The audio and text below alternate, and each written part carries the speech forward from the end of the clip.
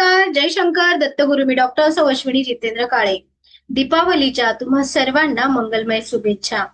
आपला सगळ्यात मोठा आणि आनंदाचा असा हा सुंदर सण म्हणजे दीपावली. घरोघरी अतिशय सुंदर पद्धतीने स्वच्छता झाली आहे. त्यासोबतच दारावर तोरणं चढली आहेत, दारात रांगोळी सजली आहे आणि आपलं अंगण अतिशय सुंदर अशा दिव्यांनी तेजोमय झालं आहे. या दिव्यांची तेजोमयता तुमच्या आयुष्यामध्ये समृद्धी आणि सुख घेऊन येऊ या शुभेच्छांसहित आपण माहिती घेणार आहोत वसुबारस या दिवसाची. अश्विन महिन्यामध्ये कृष्ण पक्षात येणाऱ्या द्वादशीला वसुबारस म्हणजेच गोवत्स पूजन हा सण साजरा केला जातो आणि या सणापासून सुरू होते आपली दिवाळी. गोवत्स द्वादशी हा दिवाळीचा पहिला हा महत्वाचा दिवस मानला जातो. वसुबारस या दिवशी गायीची पूजा केली जाते. गायी आणि गायीचं बाळ, गायी आणि गौरव असं म्हटलं जातं आणि यांची पूजा करण्याचं मुहूर्त आहे 17 ऑक्टोबर रोजी सायंकाळी 5 वाजून 14 मिनिटानंतर ते 7 वाजून 43 मिनिटापर्यंत आपल्याला गोपूजन करायचं आहे. वसुबारसची पूजेचं मुहूर्त हे प्रदोष काळाचं मुहूर्त असतं. द्वादशीचा तिथीचा आरंभ हा 17 ऑक्टोबर रोजी 11 वाजून 12 मिनिटानंतर सुरू होतो. द्वादशी समाप्त होते 18 ऑक्टोबर रोजी दुपारी 12 वाजून 18 मिनिटाला. म्हणूनच आपल्याला वसुबारस साजरी करायची आहे दिनांक 17/10/2025 वार शुक्रवार या मंगल दिनी आपल्याला गोमातेचं पूजन करायचं आहे.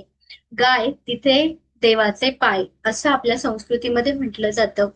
गो अधिक वत्स म्हणजेच वसुबारस. गो म्हणजे गायी आणि वस म्हणजे पाळीव वल्क. यामुळे गोवत्स वसुबारस गायीचं पूजन करून कामधेनू देवीची पूजा केली जाते. भक्ती, समृद्धी आणि विश्वासाने आपण गोमातेचा आशीर्वाद घेत असतो. पुराणानुसार जी व्यक्ती वसुबारस व्रत करते त्या सर्व पापांपासून मुक्त होतात असं सांगितलं जातं. कामधेनू देवीबद्दल थोडक्यात माहिती घ्यायची झालं म्हणजे कामधेनू म्हणजे आपल्या मनाची इच्छा पूर्ण करणारी अशी ही देवता. तिच्या रूपामध्ये नंदा, सुनंदा, सुप्री, सुमना आणि सुशीला अशी 5 रूपं येतात. कामधेनूचे 4 पाय, 4 स्राव आणि विविध प्रतिकात्मक अंग या दिवशी पूजेमध्ये ठेवले जातं. आता सगळ्यांच्याच दारापुढे गाय असेल असं नाही. आपण धावपळीच्या जीवनामध्ये जगत आहोत आणि सगळ्यांनाच गायीची प्रत्यक्ष पूजा करणं शक्य होत नसेल तर किमान गोमातेच्या प्रतिमेचं पूजन केलं जातं. आपल्या घरामध्ये गाय, पितळाची गाय वासरू घेऊन आपणही ते पूजन अवश्य करू शकता. या दिवशी गायीला हिरवा चारा अवश्य खाऊ घातला पाहिजे. दिवाळ सणाचा हा पहिला मान गोपूजनाने सुरू होतो. आपली संस्कृती ही शरण जाणारे आपले प्रत्येक सण देणारी आहे. प्रत्येक गोष्टीमध्ये आपल्याला धन्यवाद द्यायचा आहे. ज्याप्रमाणे आपण पोळ्याच्या दिवशी बैलाची पूजा करतो, वसुबारसला गोमातेची पूजन करतो, श्रावण महिन्यामध्ये आपण फुला पानांचाही आदर करत असतो आणि अगदी दिवाळीमध्ये आपण अग्नितत्वाचीही पूजा करतो. पुढे आपण बघणारच आहोत प्रत्येक दिवसाचे छोटे छोटे उपाय. वसुबारसच्या या दिवशी आपल्याला गोमातेला गुळ आणि पोळी खाऊ घालायची असते. बऱ्याच ठिकाणी या दिवशी गवारची शेंगाची भाजी, खिचडी आणि बाजरीच्या भाकरीचा नैवेद्य सुद्धा गोमातेला दाखवला जातो. गुळपोळीचा नैवेद्य सुद्धा गायीला आपण खाऊ घालू शकतो. ज्या विद्यार्थ्यांना अभ्यासामध्ये यश मिळवायचं आहे, ज्यांची बुद्धिमत्ता कमकुवत पडते, अभ्यासामध्ये मन लागत नाही किंवा केलेला अभ्यास लक्षात राहत नाही, अशा विद्यार्थ्यांनी हिरवे मूग उकडायचे आहे आणि त्याच्यामध्ये समप्रमाणामध्ये साखर एकत्र करून गायीला वसुबारसच्या दिवशी प्रदोष काळामध्ये अवश्य खाऊ घाला. याच दिवशी आपल्या घरामध्ये आकाश कंदीलची पूजा होते. आकाश तत्वामध्ये दीप प्रज्वलित केला जातो. आकाश कंदील आपल्या घरावर लावला जातो जेणेकरून आपल्या घरामध्ये लक्ष्मीचा वास यावा आणि आपल्या घरामध्ये समृद्धीचं तेज हे झळकलं पाहिजे.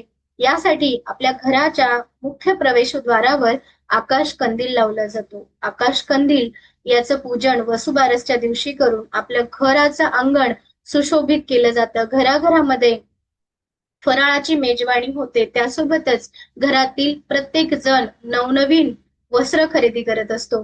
वसुबारस ही शुक्रवारी आहे आणि शुक्रवारच्या दिवशी आपण आपल्या वास्तूमध्ये अवश्य मीठ खरेदी करून आणायचं आहे. धनत्रयोदशी शनिवारी येते.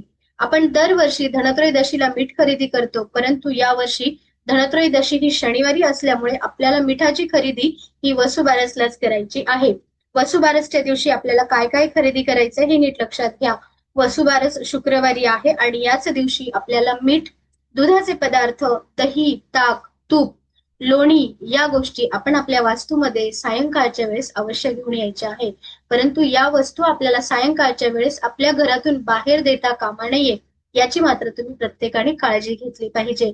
विशेष म्हणजे हा सण साजरा करत असताना स्त्री वर्गाचा, आपल्या घरातील वयस्कर व्यक्तीचा आणि प्रत्येकाचा आपण योग्य त्या पद्धतीने मान ठेवणं तितकंच गरजेचं आहे.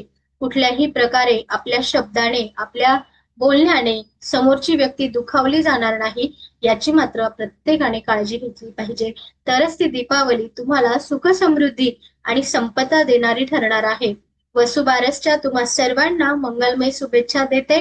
पुढील व्हिडिओ धनत्रयोदशीचा असेल. 4ही दिवस तुम्हाला आपल्या सणाबद्दल आध्यात्मिक माहिती ही अवश्य दिली जाणार आहे.